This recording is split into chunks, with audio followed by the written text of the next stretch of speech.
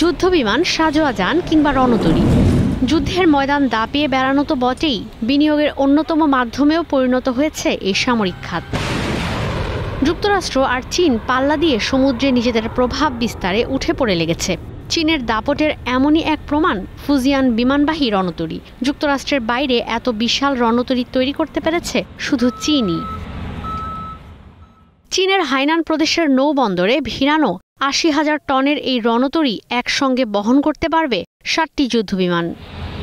$৭০০ কোটি এই রণতরী বিশ্বের নৌযানগুলোর মধ্যে দ্বিতীয় বৃহত্তম অবস্থান দখল করেছে। বর্তমানে চীনের কাছে আছে ৩টি রণতরী, অন্যদিকে যুক্তরাষ্ট্রের কাছে আছে ১১টি। চীন ও যুক্তরাষ্ট্রের মধ্যে বাস্তবিক অর্থে সামরিক খাতে প্রতিযোগিতা বাড়ছে। দুই দেশই এই খাতে পাল্লা দিয়ে বিনিয়োগ বাড়াচ্ছে। এর মধ্যে ক্ষমতা দৃশ্যমান করতে বিমানবাহী রণতরী কেনার প্রবণতা বেড়েছে দুই দেশের মধ্যেই।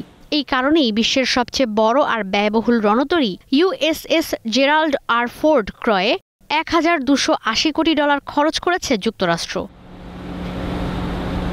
International institute for strategic studies বলছে, সম্প্রতি চীন অ্যান্টিশিপ মিসাইলে বিনিয়োগ অনেক বাড়িয়েছে, যা উপকূলীয় এলাকা নিরাপদ রাখতে পারে। চীন বরাবরই বলে আসছে, দেশের স্বাধীনতার সুরক্ষা ও বিশ্বে আধিপত্য গড়তে আরও বিমানবাহী রণতরী বানাবে বেইজিং।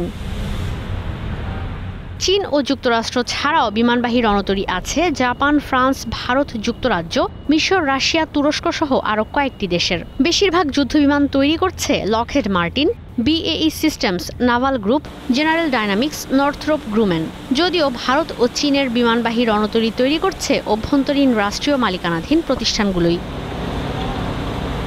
ঈশিতা ব্রহ্ম, স্টার নিউজ।